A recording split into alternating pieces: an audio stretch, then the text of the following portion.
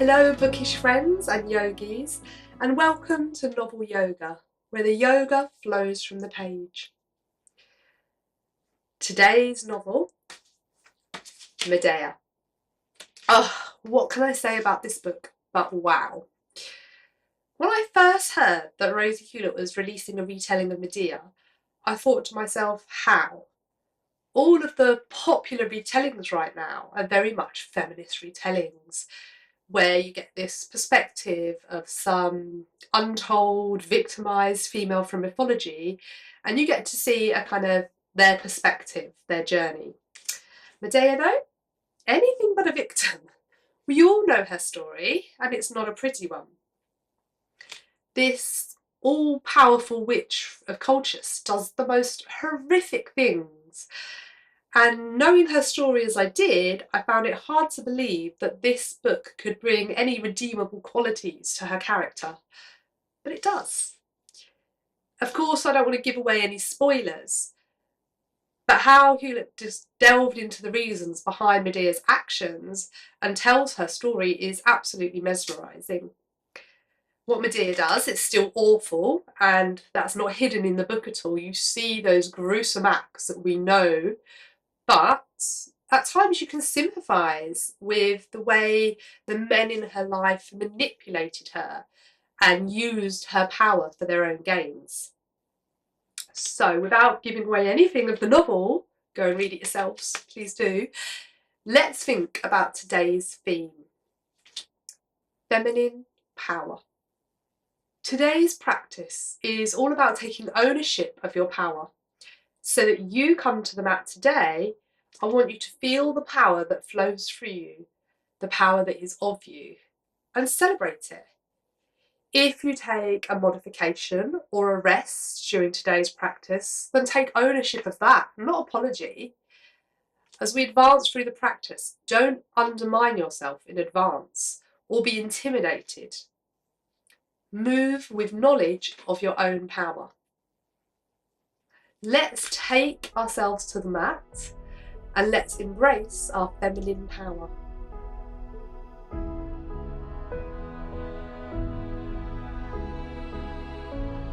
Hi, and thank you for making it to the mat today for our Medea flow of feminine power. We're going to begin today by taking the Yoni Mudra. This mudra is a very powerful hand gesture. Your thumbs touch at the tips and your index fingers touch at the tips, pointing downwards. The rest of your fingers fold behind and join at the knuckles. In this Yoni Mudra, where we're recreating the shape of the womb, we are allowing all the feminine powers to flow through us, to channel that feminine energy. So it's a fantastic mudra to start our practice with today. Inhale and exhale. Continue to hold the mudra and inhale and exhale as I read you our first quote from Medea. People often do not like what they do not understand, Circe smoothly interrupted. But I do not think you should let other people's ignorance get in the way of your own potential. Do you? Such an empowering quote. And I think a lot of us at times have hidden ourselves, have shied away, have perhaps not gone for those big goals, those big hopes and dreams, because perhaps it's not what's expected. And actually, we shouldn't let other people's expectations hold us back. We're going to take ownership of our power, of our strength today, and that's what our practice is all about. If you release your hands, rub your palms together to generate some energy. This is a really great one when we're thinking of the evil or not sorceress of Colchis, that power, that energy, that magic. And then just allow yourself to feel the heat from your hands.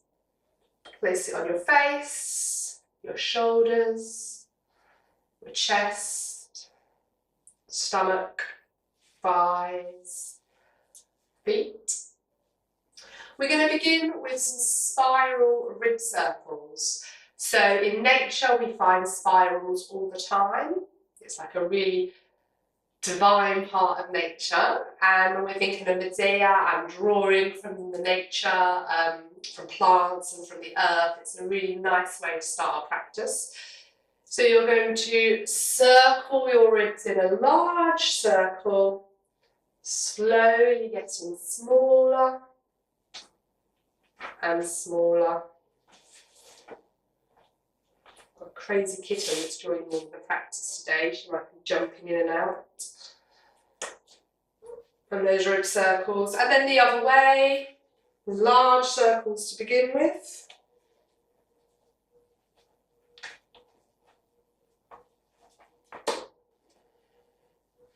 Really lovely way to warm up the spine. Gradually getting the circles smaller. Whether you're just waking up today and you've got those morning aches and pains, whether you've had a busy day and you need to unwind, this is a really nice way to start to do that. And then we're going to take our hero's pose. So if you come onto your knees, place your hands on your thighs. It's up to you in hero whether you want to rest on your toes or fold your toes under, whatever you find most comfortable.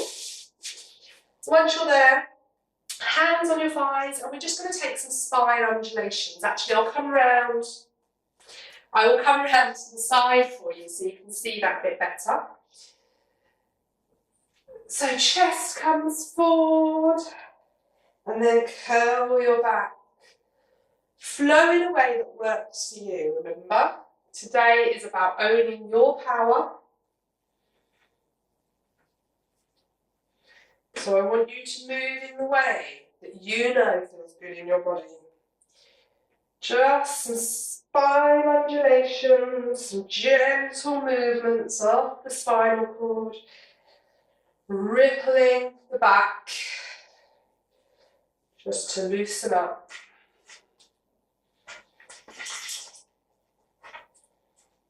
And start to feel ready for our flow today.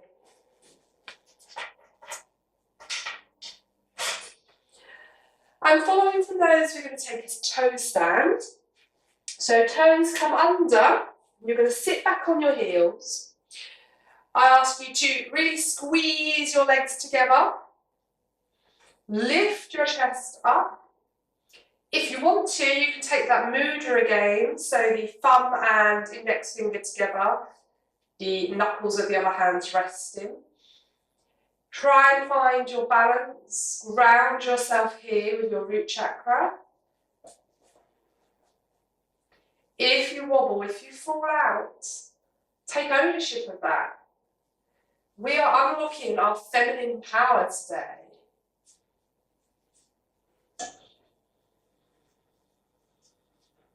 We don't apologise when we wobble. We don't apologise when we fall over.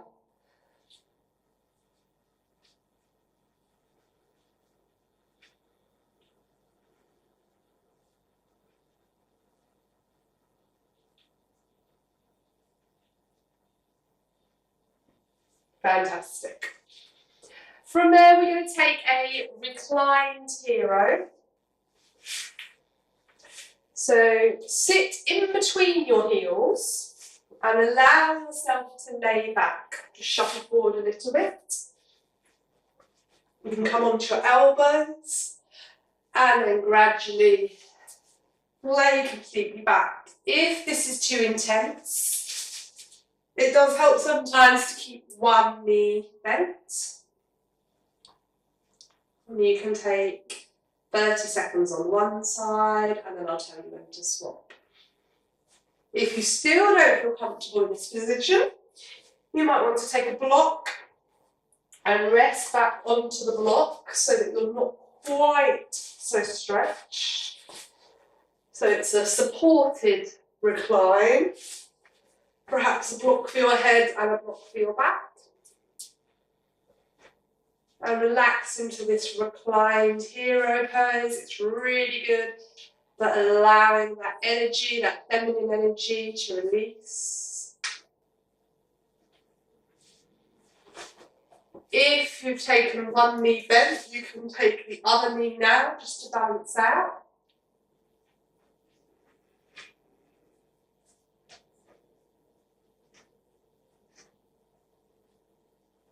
It's an intense pose, but it's a powerful pose, and that's what we're here for today, to unlock our feminine power. Okay, we're going to lift the knees. You can remove your blocks if you're using them, and come into a reclined butterfly. So your feet will touch, soles of your feet will touch, and you'll open your knees, and you can just have a little bounce here to release after that hero pose, because it's quite intense. And we're going to take some butterfly bridges. So bring your palms to the mat beside you and lift your hips up whilst keeping in that butterfly. And down, up and down. So as you go up, really squeeze your butt together to give you that lift, and then exhale down. Inhale up, exhale down, inhale, exhale, inhale and hold, and exhale. Then from there, you slowly come onto your side. We're going to take a camel pose. Come onto your knees and sit up. Now for camel pose, we reach right arm behind us and grasp hold of our heel, left arm behind. Lift your chest, open your chest. If that's too intense for you, there's a few variations. So you can, of course, use blocks so that you're coming back onto blocks for your camel pose. Or if you're not feeling you can hold it, you can just take a slight camel flow. So you'll circle your right arm back and up, left arm back and up. Don't give up before you've tried it though, okay? Give yourself that opportunity. If you do reach your limit, if you know it's not for you, that's not a failure. That is you listening to your feminine body, your power, and understanding it and honouring it. But challenge yourself. Let's go for it. Take control. Hold your heels, push your chest up. And let's take a few breaths here in camel pose. Such a powerful pose. You're really opening that heart chakra, allowing energy to flow through.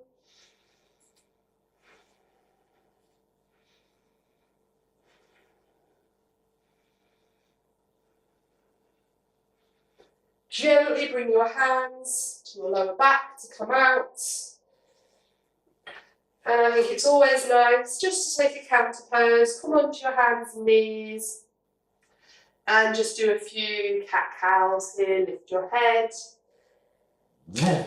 curl your back, lift your head, curl your back. Maybe take a few hip circles, just to loosen up, and the other direction. And hopefully we are feeling all warmed up and ready for our first flow. Okay, so come to the top of your mats. Your feet can be either toes to touch or hip distance apart. Draw in your navel. Lift your arms up. Flow them behind you as you lift your heels. And come into drinking bird. This is such a fun pose if you've never done it before. I'm sure you've seen those drinking bird toys. They're like stress reliever toys. But it's a great pose to have fun with, to play in. Again, if you wobble out of it, that's fine. Release your heels, hands to the mat. Bring your right leg back, left leg back, and take a downward dog. Move into this downward dog, pedal your legs out. Lift your hips.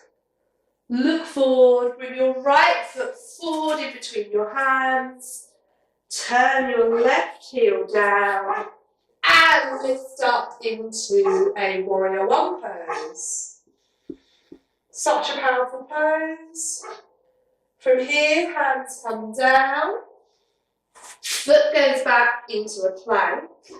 Then we're going to roll onto the right side of your right foot, stack your feet and come up into a side plank. Make sure your hips aren't dropping here, your hips should be up so that you're making a nice straight line. If this is too intense, you can drop to your knee. From your side plank, lift your left leg over and behind you. Turn your right foot and allow yourself to fall back as your hips lift up. Then we're going to come back over into plank. From plank, we're going to lift our hips back into downward dog and then step or jump forward into forward fold and roll up to stand. From your mountain, we're going to take that drinking bird again. Tilt forward as your hands go back and you lift up onto your toes. I'm trying with my toes closer together this time, so rather than hip distance, my toes are touching. Just extending that challenge. Hands down to the mat. Left leg goes back. Right leg back into downward dog. Find your way in your downward dog. Left leg forward between your hands. Turn your right heel and lift up to your warrior one. Release your hands to the mat, step back to plank, turn over onto the left side of your left foot, stack your feet, lift your hips into a side plank. From there, move your right foot across and release into a wild thing. Hips up, head back. Turn back round into your plank. From your plank, lift up your hips into downward dog. And from downward dog, step or jump forward to forward fold. And reach up to mountain. Let's flow through one more time. Up to mountain. Bring your arms behind you as you lift your heels in that drinking bird position. Play around with the height and the balance. Release your hands to the mat. Right leg back, left leg back, down dog. From downward dog, let's take our right foot forward, turn the left heel and lift up to warrior one. From warrior one, we're going to come down into a plank, over into our side plank, so your right feet are down, your right foot is down, left foot is stacked on top. From your side plank, come over to wild fin. Open your chest. Back into plank position. And then up to downward dog. Lift your hips. And step or jump forward. Forward fold. And roll your way back up to mountain. One more time on the other side. Lift your arms in mountain. Draw them back and come up onto your toes for that drinking bird. I feel like I'm getting more height now on the drinking bird, so I'm getting used to it. Getting that power. Release your hands down. Step back with your left foot and then right foot to down dog. Left foot comes forward. Right heel turns. Come up to your warrior one. From warrior one, hands come down to plank. Left foot turns, stack your right foot on top and come up to your side plank. From your side plank, come round into wild thing. From wild thing, come back into your plank position. And then up to down dog, lift your hips. And from here, either step or jump forward to forward fold before slowly rolling up to mountain. So we're going to move into our goddess sequence now. As we do, I want you to think about the following quote from Medea. It is wrong to keep your power locked away like this. We're not going to keep that power locked away anymore. It is in you. You've worked hard for it. You've been through a lot for it. So take that power, grasp it. We're going to do a really hard yoga goddess pose flow now. It's going to burn those thighs, but you've got the power in you to do it, and you're going to take that power and use it for the rest of your day. Find yourself on the wide edge of your mat, legs wide, and let's start our goddess flow. Bend your knees, bring your arms out to your side in cactus arms, and I want you to lift one heel, lift your right heel, and drop, lift your left heel, and drop. Do that again, right heel goes up, and drop, left heel goes up, and drop. I'm hoping you haven't got a kitten attacking your feet as you're doing this. It's really painful. Right foot goes down, left, right heel up, right heel down, left heel up, left heel down. And again, right heel up, right down, left heel up, left down. And then we're going to take some eagle arms. So draw your right arm across, left arm swoops under, lifts to clasp your hands together. If your hands don't meet, you can touch the back of your hand. And just hold that eagle arms, enjoy that nice shoulder stretch. You can take a few bounces. If you're feeling that power, we've done a lot of work on our toes, so you can lift up onto both toes. And take that balance. And down, release, just shake it out. We're going to do the same on the other side. So right arm sweeps across, left arm comes under. Join your palms to touch and come down into your goddess. And again, if you want to lift your toes and take that balance, you can. Or if you've got a kitten that you're trying to avoid standing on, you're welcome to lift your toes for that reason as well. Okay, so from there, come back into your goddess. We're going to take some twists. So place your hands on your knees. Bring your right shoulder towards your left knee. Look up. And then left shoulder towards right knee. Look up. Let's do a few of those. If you want to take a bounce with it, some pulses, feel free.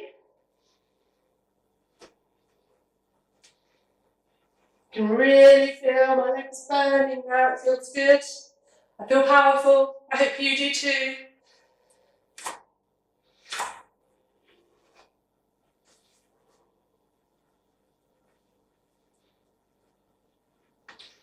A few more on each side. And come back to your centered goddess. Just lift up and down for a few breaths. And then we're going to take that mudra again, our opening mudra, yoni mudra. So thumb and fingers to touch, knuckles behind, and just pulse a little bit here. I'm lifting my heels. If you want to, you can lift your heels.